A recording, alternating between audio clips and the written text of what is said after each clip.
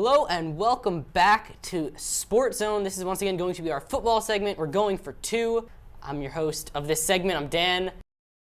I feel like we're always talking about how RG3 is injured and coming back from injury, and this is not the first time that he's come back, and there have been questions about whether or not he's fully ready. And with him, it always is his lower body, which is a big... First of all, it's a big part of his game as the athlete and running quarterback that he is. Second of all, he's got to plant off that foot and throw as a quarterback. If he's really healthy off that dislocated ankle, obviously he's going to help your team.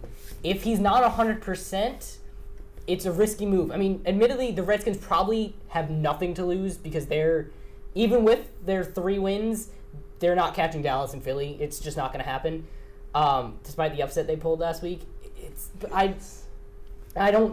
always risky with RG3. He's really, really fragile, and they've screwed this up more than once now.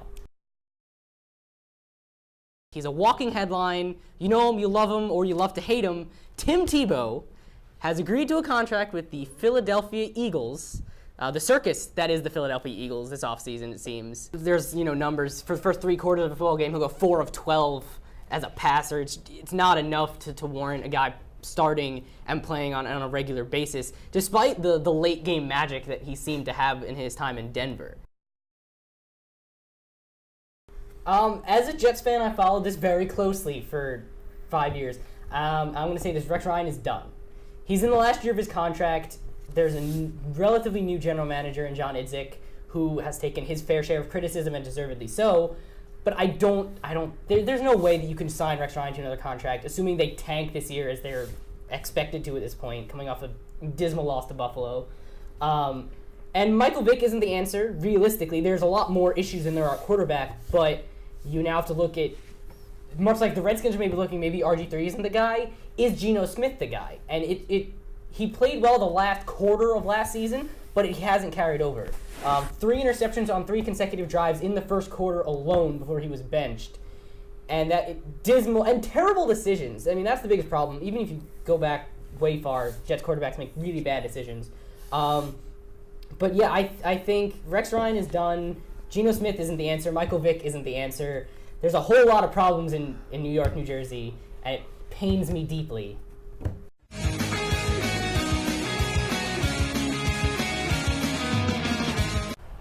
Hello and welcome back. This is SportsZone. This is your local baseball segment, Getting to Third Base.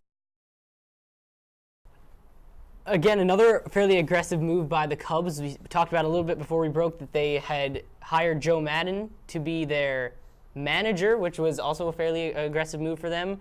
And I think this could be like their big free agent signing that they hope, a veteran presence for years to come to help with some of those younger players developing.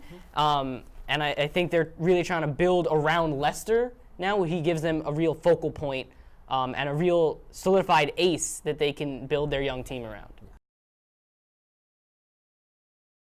I think this is a good deal for multiple reasons. First of all, you got a proven veteran hitter who will provide big protection in the batting order for Lucas Duda, who broke out majorly this year with his 30 home run season.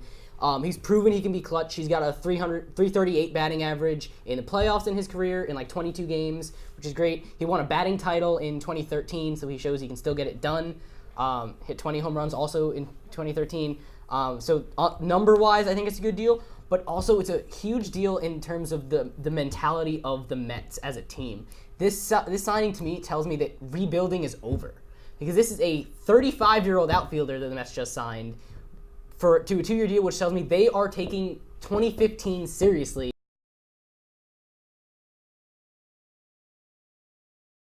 Well, I mean, you look at this one, it looks like the Braves and the Padres have each other on speed dial after this offseason.